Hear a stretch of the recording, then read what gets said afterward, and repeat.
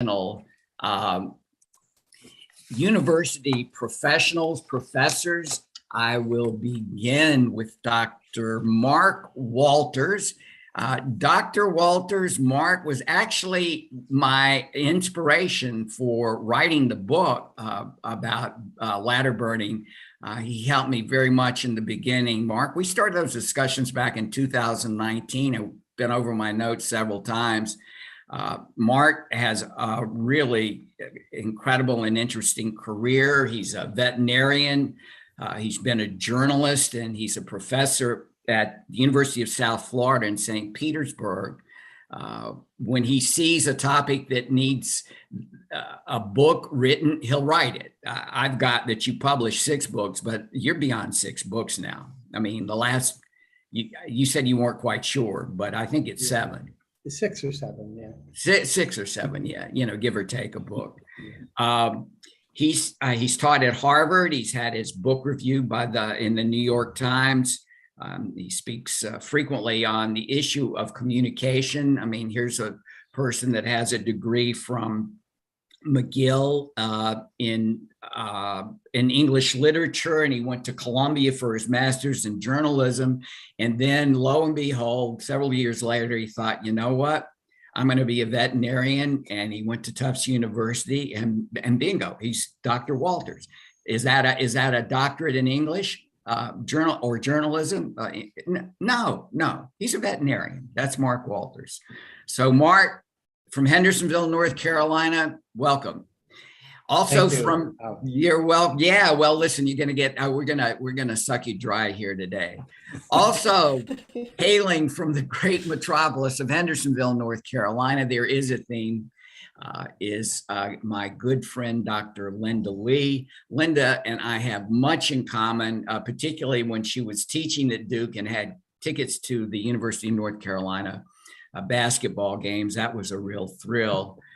Her doctorate's from Carolina, but she also has degrees from the University of Tennessee and has a Master of Education from the University of South Carolina. Linda has a really interesting job where she worked at Duke in medical education for a number of years. And was it last year you retired, Linda?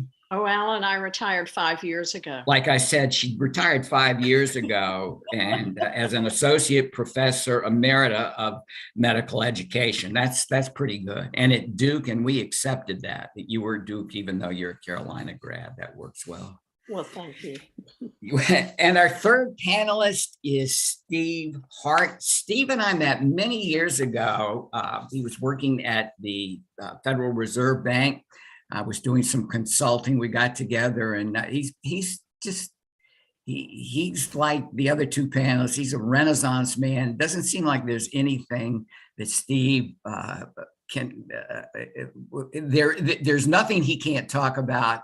He has a wide variety of interests, including now he is part of the affiliate faculty at the University of Pennsylvania in the area of organizational dynamics, and his degrees are in with an MS from the University of Pennsylvania in organizational dynamics, and also a BS from LaSalle. He's just got a wonderful background, and I think the way that will best serve us this morning in terms of hearing about each of you will be through the questions that we want to address today. I'm going to turn this over to my colleague and partner in ladder burning, which could be a crime. So far, it's not. Jenny Knuth. I wouldn't be here, and we wouldn't be doing this if it weren't for Jenny. She'll give you a little bit of background about how we got to this point, and then we're going to dive right into things. Awesome. Well, I am super excited to be with you all today and jump into this conversation of who is responsible for preparing graduates for the world of work. And where this all really stemmed from is, of course, we've got the book. Oh, it's blurred. There we go. Put it in front of my face. Burn Ladders, Build Bridges, that Alan wrote and was published in May. But as Alan and I were talking over the last couple months, it's obviously the season of graduation, the caps and gowns walking across stages, and now it's probably the season of graduation parties, right? So as we were discussing all of this and really thinking about the concepts within the book, the game of achieve and advance came up, and we started, playing around with, okay, what does this look like in education, post-secondary? What does this look like, once those graduates get into the workforce, and what is it like for the graduates, and where do we start? Because there's obviously some gaps. There's a lot of finger pointing, who's responsible. And so we thought the best way to do this is to kick off our very first Burning Issues series. It's a conversation we want to have around changing how people think about work and the various things that they're experiencing. So we're going to start out with discussing the game of achieve and advance and the role of education in your experiences in how this all comes to life, the real world, real life experiences. So to kick this off, let's start out with perhaps a little bit of your experience in how well prepared you feel graduates are and what the role of education is in your mind, in your experience. And we're going to do popcorn. So whomever wants to start first. Well, I'll be happy to start. I haven't worked with undergraduates in a few years, and thank you, Alan and Jenny, for the introductions and kicking this off today. This is a great opportunity to start a conversation. But I think in terms of who's responsible, it really does take a village, I think. And how well prepared are the graduates these days? I think that depends largely on the graduate, where they are, what their expectations are, what resources they seek to help them on their way, how proactive they are. The most recent work I did was in academic medicine and in professional health professions education, where you have a group of very highly motivated, almost scheduled students who work their way and they click all the boxes and they're climbing the ladder that Alan so aptly described in his book.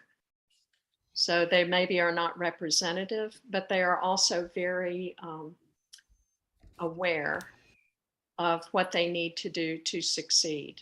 And they don't all do it well, but I'd say they, at least at the professional school level, they're fairly well prepared because of the nature of their training. For undergraduates, I think I would have to pass the microphone down to others to chime in there, because my experience with undergraduates is somewhat limited at this point.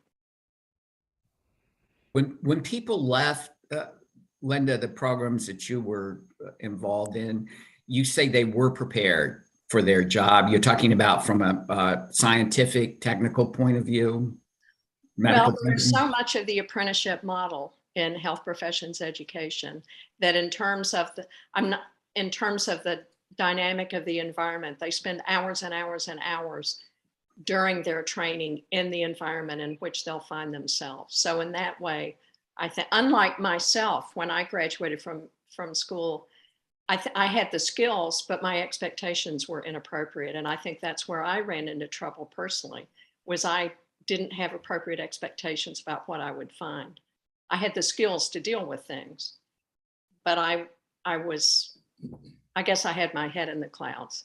Of course, that was 50 years ago too. So we need someone to give a more current perspective. But yes, I think in health professions education, they're far more aware than I ever was.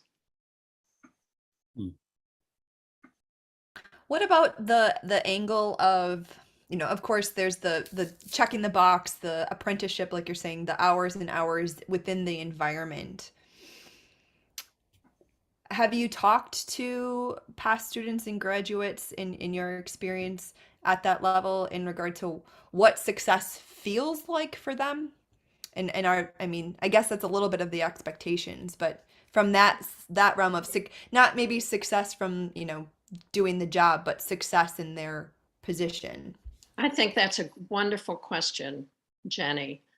And I would say the definition of success varies a lot, um, depending on the individual. And I think where we probably want to go with this is looking at varied definitions of success. There are those who are driven by sort of the professional standards or institutional standards or organizational standards and their licensing standards, in terms of, yes, they're successful, but after a few years, are they really satisfied?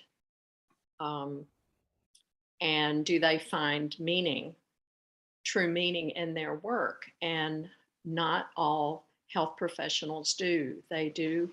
There are those who wind up taking other paths, going into literature, going into art, music.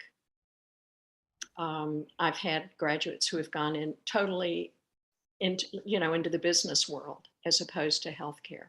Yeah. So I think the definition, and maybe that now I'm kind of free thinking about ladder burning, in terms of success and meaning, and how do they relate to one another? Who is defining? Yeah. And I agree that there's a big difference between graduates and most undergraduates, and I teach both. But it's really interesting. Students come in to answer the question. By and large, I don't think they are prepared. I think that they may be prepared in terms of the content we give them. But, their heads full of new information isn't what's going to make or break, how they do in their career. I've seen some students who are pretty empty-headed when they graduate and they go out and do beautifully, and others who ace every exam and they just kind of flop. Which brings me to the point that I used to think too, that students came to the university to get filled with information and then go out and use it in a particular way. But it's really not. It's about what they bring to it. And I'm always in a struggle to say, students, look, you're complaining about a grade. I'm not a big grade intensive guy, but a grade, complain about it. I'll say, well, it's not just that I gave it to you. Look, there's a rubric here. It seems to me there's a little bit here about what you earned and didn't earn in terms of a grade. So constantly try to put it back onto them. And, they come looking for a key. Some come through, they think I'm a coupon dispenser. All they want is a coupon to get to the next product. And others see me more as a mentor. And there is such a fundamental difference in the students that come through. I can almost predict which ones are going to be successful. They come with, or they develop good habits while they're in college so that they don't spend all their limited willpower on just forcing themselves to do something. Studies have shown that is a finite resource, willpower. You can only give a fuck about so many things and then you just give up. And I say, look, if you can hardwire a lot of those habits you dislike, then you take the burden off your brain. They're automatic, and you can apply that willpower to something, something more unique and strategic.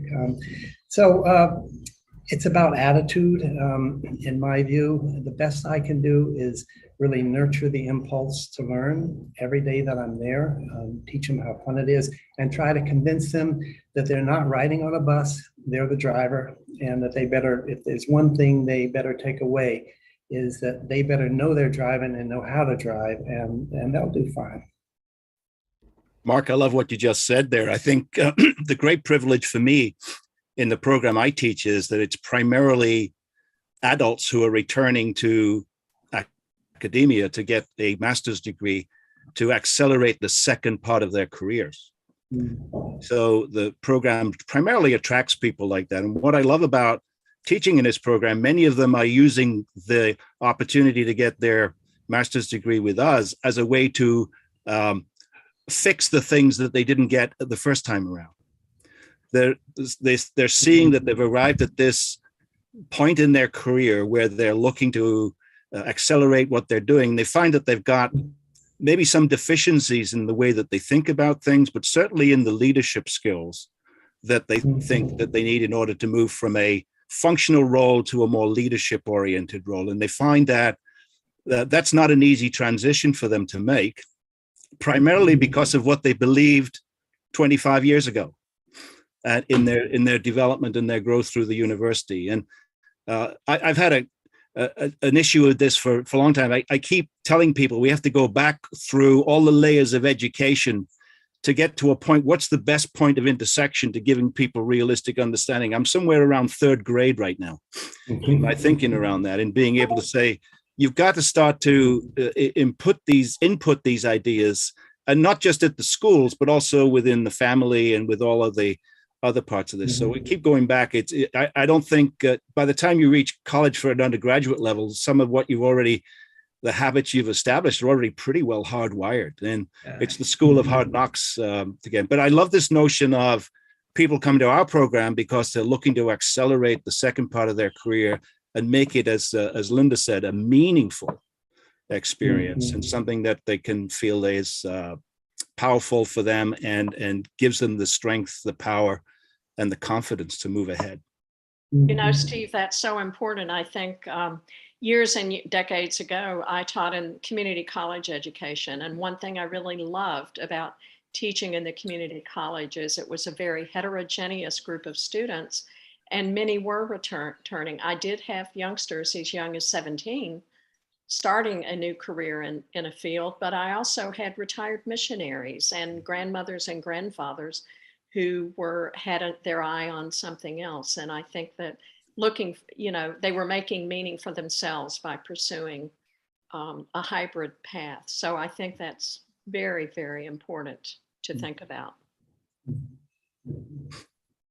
I think our organizations are somewhat devoid of the human spirit in a lot of the ways that they're set up, very cold places to be, difficult places to navigate. So the ability, I think, to learn how to create a presence, to be able to build a credibility and standing with people that you might be leading in an organization is so critically important to do that. And that's why I loved Alan's book as a sort of a way to conceptualize and think about that, because it's really about the way you think that is the key to your success going forward. And I love the fact that the book, I've adopted it for my fall course, which is why I'm so excited to add that and bring Alan to be a speaker at my class for that reason. It's this notion of how to think about creating for yourself purpose, meaning, and also building your credibility simultaneously as you go. Yeah, I love that. Yeah, I'm Go always ahead. curious as to why some students come in, they take life seriously, not in a morbid way, they're funny, they have fun, but they take it seriously, while a lot of others simply see life as passing time in the most enjoyable way possible. And I don't know why that is, if they pick it up from their families or what, but it's certainly the ones who take life seriously, who know that they can find a purpose, who can change something, who can make life better, who are the ones, in my experience, who go out and, not surprisingly, succeed. So, I've looked at ways, how do you get them to take life seriously? I do projects I call them media audits, in which they do a pretty detailed analysis using data capture on their iPhones, for example, as to how they spend their day. In terms of it recorded, the number of times you pick up your phone, for example. So I have them collect this, and then I have them read a few background articles on this, and I'd say, okay, so what do you make of this? I don't give them any specific questions beyond that. And it's very interesting because a lot of them come back, it's almost like a confessional. It's like, oh my God. You can see there's a glimmer that they realize that something's missing. And I guess that's a start. But it's not just about social media or picking up your phone. Many of them multiple thousands of times a day. How do you do that? I would have carpal tunnel just from picking up my cell phone. But I've seen the data, they submit it. So so I think that's one of the questions is, how do you get people to students to take life seriously? Well, I think the one thing you're doing, Mark, and this shows up in a lot of the educational research, is that the way students are evaluated or assignments that they have really drive their learning. You know, if you're preparing for a multiple choice test, you know you're going to have a multiple choice test. You prepare and learn one way. If there is a different approach that requires some actual reflection and thought, examining data, taking the time to really consider all of that, it's a totally different kind of learning, and the kind of learning that contributes to developing critical thinking skills that are so important in the kind of environment that we have now.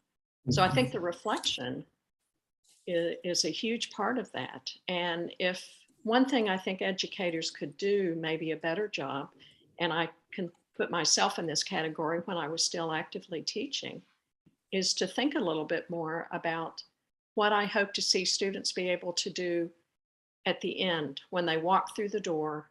What will they be able to do? Not what they will be able to say or recite or write about, but what will they be able to do?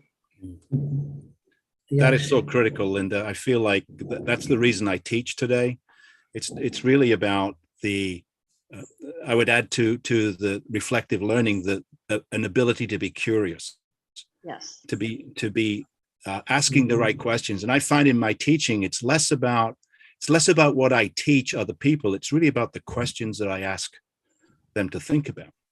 That becomes the impetus behind the energy that gets released in the classroom, is asking the right question and having people go down their own pathways to discover an answer is, I think, the best way to do it. And if we can get people to be curious and confident, and that constantly reflective learning, I think those are recipes for future success in education.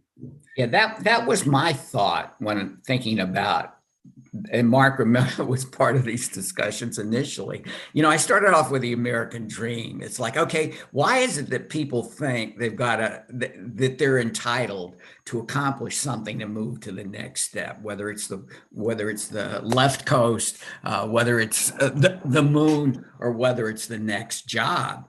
And education, in my view, by and large, teaches kids at a young age to get the answer. That's what they're going for.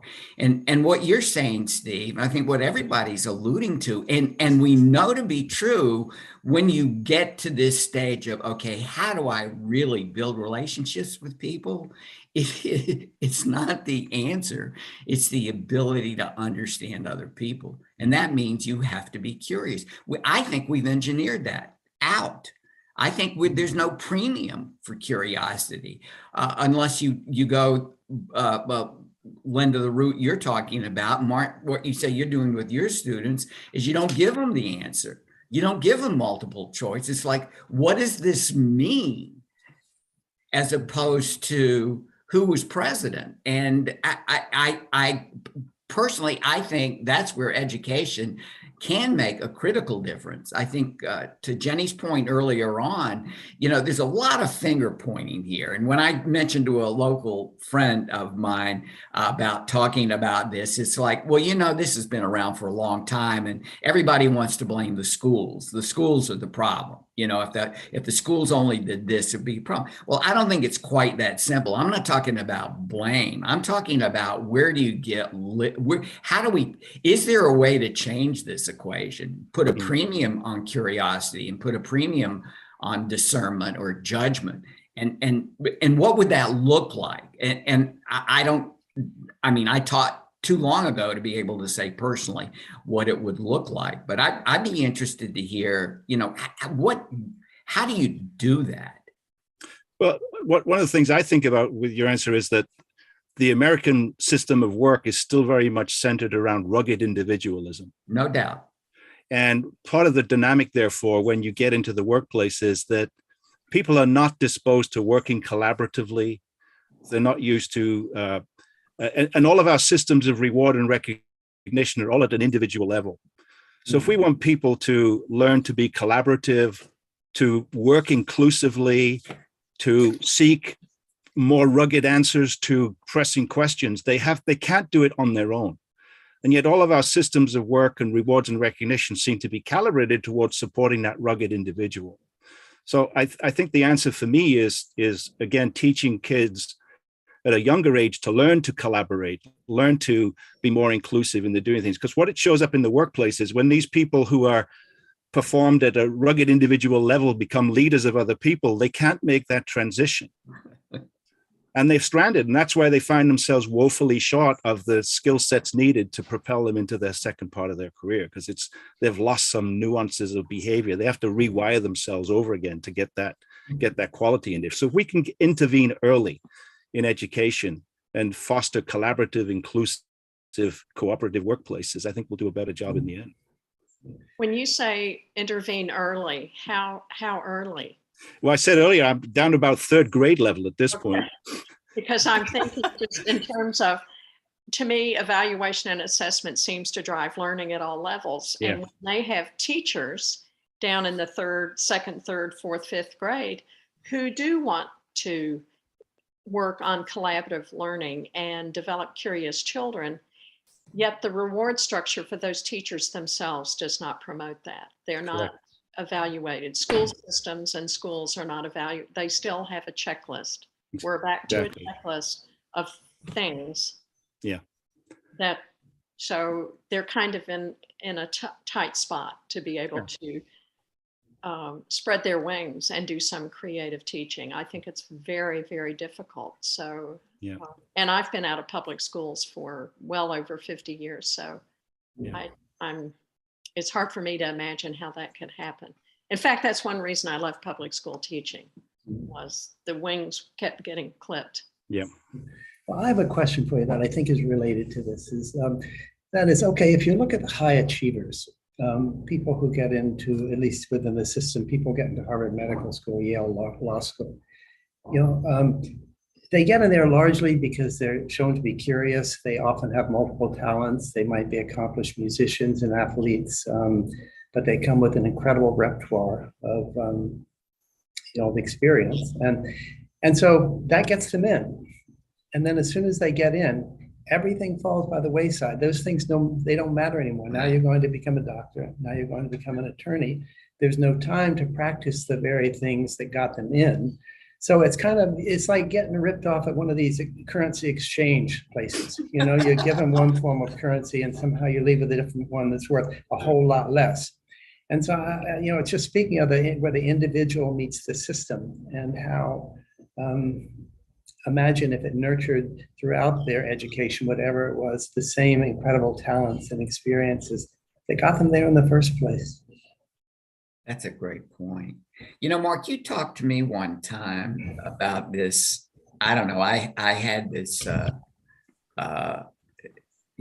carpe diem view in my head of you're getting on top of a desk and telling your students, you better get ready. You think you're ready. You want the truth. You can't handle the truth. You want to know what it's like out there. I'm going to tell you what it's like out there. I mean, what do you do in that respect? Because I know in our conversations that you want kids to understand what they're getting may not be what they ultimately is most rewarding. I'm not exactly sure how you put it. Oh, I've probably put it 100 different ways and most of them wrong, but many of them there to support the university. Let's face it, they come because they're something universities need to thrive. They need the tuition and all, and it's not necessarily a giving organization. We're not there we're no more there for their benefit than they are there for ours. And so I think that I tried to remind them that they deserve certain things from it, and they have can make certain demands from the university and teachers, because they pay my salary. I do remind them of that. I don't want to entitle them, therefore they own me, but at the same time, they need to remember that, we do owe them, and that they have every right to demand and to expect that. And partly that is a sort of attitude, not demanding or entitled, but a realistic claim on, what should be given to you, in the workplace. But it's, I always strive to boil these ideas down to assignments. I used to do multiple choice assignments. But one of them, it's students, it seems to me they often think in the first person. I often have assignments, for example, about, I just call them journaling assignments, where they write about a big issue. It might be on the changing nature, for example, of women's bodies, and how that what used to be beautiful is no longer beautiful. Just go through art. We'll take them as, on a tour through art, for example. I say, so things have changed. Now, give me an example of where you see this now changing, or where black is now beautiful, where it didn't used to be. And they'll write it in first person, and then I say, okay, now go back and do an assignment and write it in the third person, so you're observing yourself.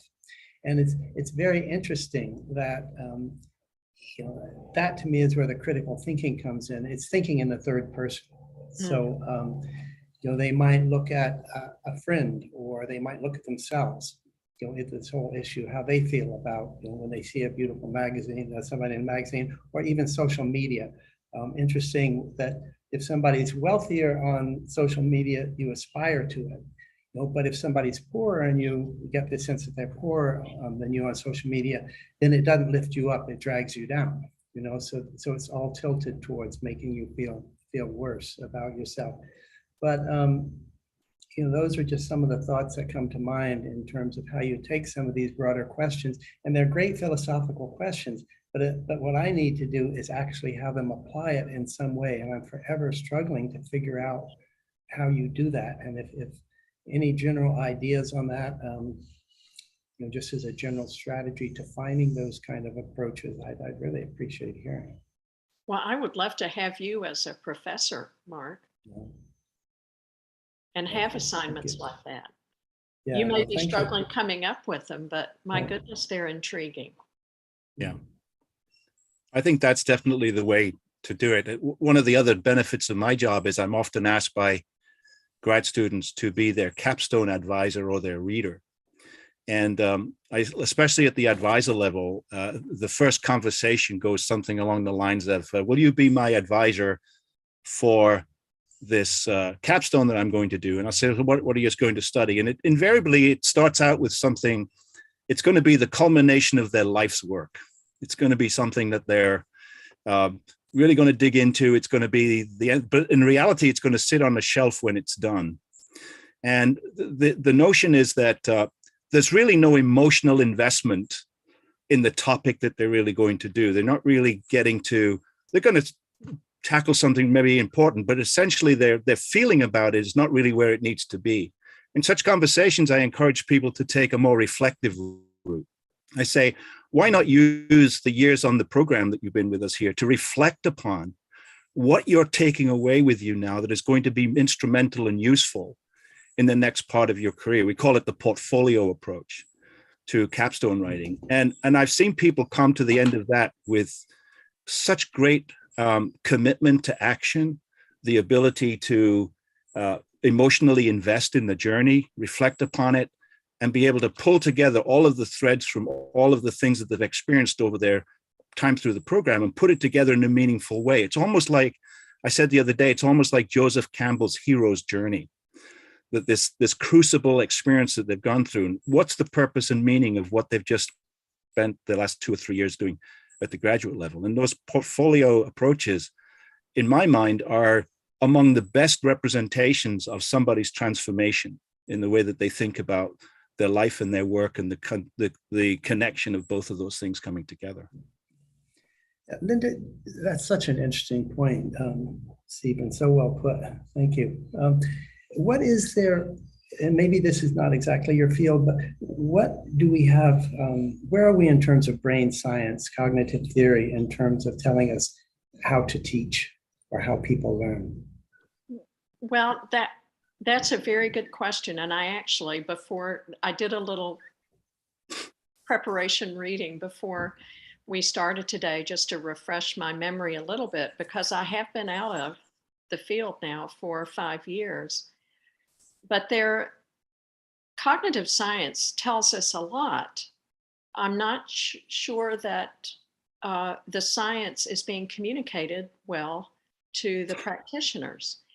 The best example of a really, and it's now 22 years old, the National Academy of Sciences put together a book called How People Learn in 2000 that has some very pragmatic examples of how people learn and ways to approach what humans will do if they're being curious and if they are trying to learn. And that's a great place to start. But I haven't seen, not that I've looked for it, but I haven't seen anything as well written since. And in 22 years, we know a lot more. There is a lot of work right now in metacognition. I think one of the best ways for people to learn critical thinking skills and really exercise their curiosity in terms of reflection and inquiry and problem solving is through understanding how they themselves think, to think about their own thinking. And I think that's where Steve's assignments and your assignments force people to think about their own thoughts, as opposed to just spitting them out for someone else to say, yes, that's right, or no, that's wrong. So I think there is a lot of information that is available, but it is still in very technical forms that, I can go online and look up journals. You can, do a literature search and find some great ideas. But the masses, not everybody can do that. And we need good interpreters, good communicators. Physicians have a problem communicating with patients about their health and disease prevention. We've seen a lot of that over the last couple of years, a lot of really bad communication. But I think we could say, in terms of what cognitive science can tell us, there is quite a bit if it's presented and communicated in a form that's readily accessible. Because imagine if you could do to education what they've done in sports, scientific sports training, which has just done wonders for athletes. It has. And there's no reason why that cannot happen. Yeah.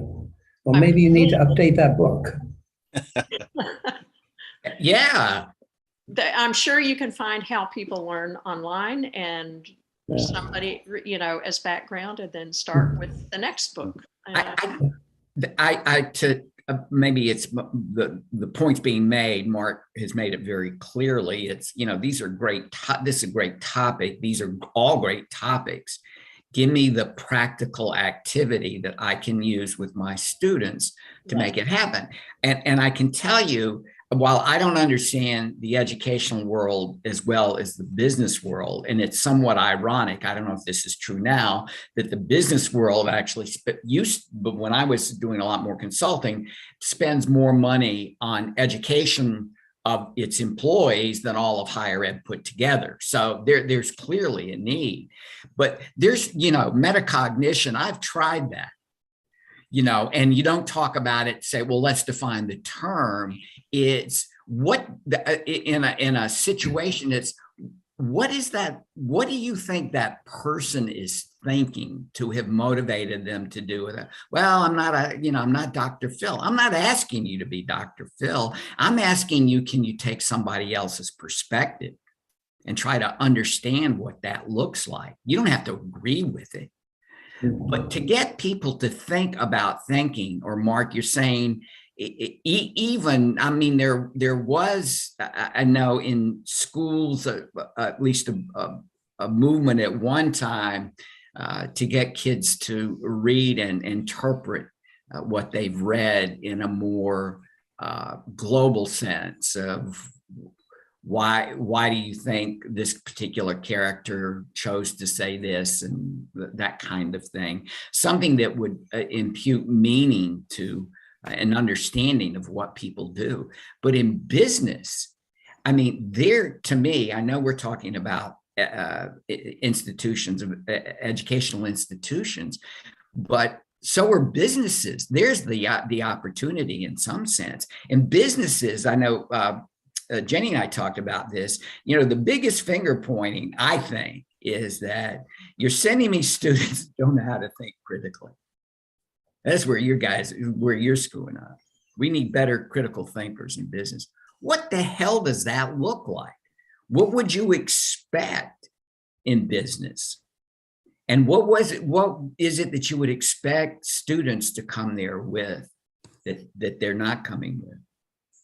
Well, I don't know that I have the perfect answer to that, but what comes to mind for me, Alan, is the experience that we've been, and I'm an executive coach outside of the teaching work that I do. So I'm working with leaders right now who are getting ready to prepare people to go back to the office and learning from the lessons of how badly they performed when they had people come out of the office. But one of the things, some of the research I've done and some of the conversations, focus groups and surveys, the number one thing that's lacking in the mind of a leader right now is the ability to be empathetic, to think empathetically. So it's about critical thinking for sure, but it's also about understanding the needs and perspectives of others in a meaningful way that gives honor to their contributions and to what they're trying to do. And if empathy is significantly lacking leadership skill, we need to be able to find a way to build that into this self-reflective and critical thinking perspective. We need to infuse it also with some empathy, I think. Yeah. I also wonder, it seems to me, Linda, you talked about how testing is really about getting the right answer. But the flip side of that is getting a wrong answer for which you are punished in your grade. And I feel like so many students have so much to offer in the class once they overcome the spiral of silence in which nobody wants to break, or I'm scared to say that, and the fear of being wrong holds so many of them back. Crazy's okay. Today's heresy is tomorrow's dogma, is the old quote about, especially in medicine. And that if they can just free their minds up to be a little bit more stream of consciousness, that amazing ideas can come out. I've been privileged to work with a few business leaders who were like that. And they say the craziest things, but conversations seem boundless, sometimes ungrounded, but that's okay. It's where some amazing ideas began to germinate. And so it's this fear of getting the wrong answer, which they're trained at in school, to sitting around a room with some of their colleagues in a job. They're scared, and for good reason. They've been trained to be scared, to only look for that one answer. And that's such a pity, because there's so much untapped treasure in wealth spinning around in those brains that will stay there forever simply because of fear of being ridiculed for saying something wrong. Yes, it's too much emphasis on product and rather than process. Yes, great way to put it. Really, Yeah. There's also the thought there that we don't live in a linear world anymore, and the answers for problems are not necessarily known in advance. So we're living in an emergent world with a linear thinking style, right, that I don't think blends very well. So we need to teach people to be more emergent in the way that they think, and more curious and inquisitive and welcoming into other people's perspectives and points of view, and what's the right path to work our way through this particular problem. And we're not really thinking that way, and it's infusing in our politics as well the same way, and what we're seeing there. But any of the greatest problems that our society faces right now, and they are not linear. Linear thinking is not going to get us through that. And if one is uncomfortable with ambiguity, yes, and uncertainty, it makes it extremely difficult. So yes, fostering a little bit more, it's okay to not know. that's right. Yeah. Ben Zander used to have a wonderful phrase whenever he was faced with a problem. He used to, instead of having an answer as a leader, he would say, "How fascinating, tell me more." Well, there's so much of that spins that back around, again, away from that individual mindset to that collective. The power, there's something here about the power of a question versus the power of the pursuit of the answer here. That's so important. Yeah, I think evolution as an analogy is so interesting to use in terms of pursuit, of knowledge, in that it's, really it's the weird one, the mutant that goes out and creates something new. It's where the boundaries of different communities meet, where they fight, all sorts of no rules, who's running this show. That's where all the interesting things happen, between next to a road in a field or a forest in a prairie. And that there are all these wonderful ways I think you can think about education is that way. Okay, interdisciplinary thinking, in terms of an edge effect. It's okay if they don't understand the language of each other. Bring them together. Something will happen. It always does. Yeah. In Ron Heifetz's model for adaptive leadership, one of the central tenets he has in that is protect oddballs and gadflies. There you go. They're our future. Yeah. Because we need to find safe places for them to thrive and survive, and it's so true that those are the people who have a perspective that's different from others, and we've got to give them a safe place to emerge their thinking. Yeah. Mm-hmm. Well, we have a few minutes left here. What if each of you give us your closing thoughts here, and thinking about in terms of advice that you would like to, or recommendations you'd like to give to graduates, and also what type of advice would you give to businesses about who's responsible for this preparation, students for the world award? Well, I don't think I've ever had a closing thought in my life, but yeah. That's true. Well, as an oddball, I don't want you to. But I think it's really as far as students, is to don't focus so much on what you're learning. Focus more on how you're learning. Look at the process, because it's learning to learn, that's going to help you thrive in business. Don't worry so much about the content, not what you learn, but observe yourself in the third person, learning a particular thing. And I think that from the other side, from the authority side, it's to give people the room to do that. Reward mistakes. By that I mean you reward risk, and let people, give them the freedom to be wrong. Let them feel good about saying stupid things, and that they can be respected for spontaneous thoughts, because the future of the company ultimately depends on those things. If you look at the trajectory of companies, large ones who bite the dust, it's for the very lack of that many of them do. Yeah, well put, Dr. Walters. Dr. Lee, what are your thoughts? I don't even know where to begin. I would say for graduates, for students that are in the formal educational environment right now, I would say your career is a journey, it's not a destination. And keep asking questions, keep looking, finding the places that are safe for you to grow and develop. And for companies, businesses, employers, I would say there is a golden rule: treat others as you wish to be treated yourself. And remember that you're dealing with human beings, and we are all fallible and we all make mistakes, as well as we all can contribute good things. Yeah. Great point. Yeah, Mark and Linda, I think you've said exactly what's on my mind around this. It's really about loving the notion that your learning should be a journey of transformation and change. You have to confront yourself along the way, and be able to adapt to circumstances, but do it with humility, do it with trust and integrity at the center of your heart and of your being, and be able to learn to be curious. You can learn to be curious. It's not difficult to do.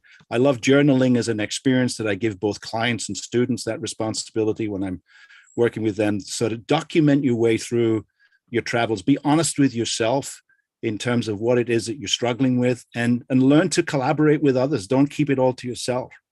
And I'd say organizations need to switch their systems of rewards and recognition.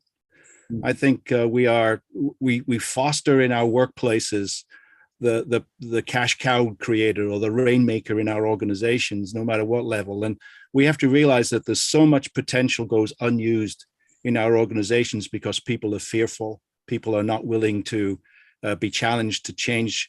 They're not given safe places to voice their opinions and ideas. So organizations need to wake up and create a different quality of experience, because people are going to be leaving. They already are leaving in droves because of what they're experiencing in the pandemic. It's only going to get worse if we don't take the lessons from what we've experienced the last few years and start to think about a system of performance and recognition that comes out of the 40s in today's work experiences is not an ideal solution for how we have to do this. So we learn to be creative. How do we reward teamwork and get away from this rugged individualism? So all of the things that both Mark and Linda said would absolutely support that. And then the imperative to organizations to try to do some shifting. Yeah. Well put. Wow. Go ahead, Jenny. I was just gonna say, we came to this conversation with a series of questions, but it's been wonderful to just watch it unfold and all of the little snippets that absolutely overlap and connect between each of your experiences. So really appreciate all of your sharing, and we could keep talking, but obviously we did go technical issues. We ran a little bit behind schedule, but really great conversation, and I am confident we'll have to pick up some of these little snippets of ideas and roll them into additional conversations. So, Alan, any closing remarks from your end before I dive into what's next? Yeah, just one comment. First of all, thank you. This yet again proves my point. You put interesting and interested people together, and you can't help but smile. I mean, it's just, I would walk out of conversations with Mark 3 years ago and I'd just be hysterical. And Linda, the times that you and I have talked, it's like our voices start to raise. And Steve, hearing your seeing what you wrote recently, it's just heartwarming. And I say this is as good as it gets. I think one thing I've learned is that we've made work and education a process of subtraction. You're throwing things out. And I think, Mark, you kind of alluded to this. The idea is to add, that it has to be additive so that we're bringing those things back in. I would love to get your thoughts. We can do this offline. This would be helpful for Jenny and me to think about how do we continue this very discussion and how can we have it with other people, colleagues. Not necessarily, I'm not talking necessarily about business or anything else, but just from this educational perspective. So if you have some thoughts on that, that would be terrific. I'd love to get your ideas on this. So what is next, Jenny? Well, again, I feel like there's so many concepts here that we want to roll out. So stay tuned, perhaps, more conversations with educators, university professionals, but definitely pulling in graduates and professionals, business professionals as well, to really get their take. This is such a there's no one answer here, and I think, Linda, you had said at the beginning that there's so many different factors, and success has so many different angles to come at it. So we are absolutely going to continue with this Burning Issues series. So stay tuned for next month, same time, same place, new panelists. We'll keep you posted on the specific topics, but likely continuing this discussion in some variation. And then otherwise, yeah, blog posts, social posts. Would love any additional insights that any of you would have here, Linda, Mark, and Steve. So grateful, and really look forward to seeing what kind of impact we can have in bringing more empathy, bringing more collaboration, rewarding failure, all of the things discussed today to education, but really to everyone in their way of thinking about work. And that's going to take a village for sure. So Well, Thank thank you. you, everybody. This was fascinating. Really appreciated the time. Thank you. all. Great to see you all. Thank you so much. Thank All you. right. Thank you so Bye-bye. much, Steve. Awesome. Linda, thanks. Thank you, Mark. Thank you. Bye-bye. We'll talk to you later. Bye.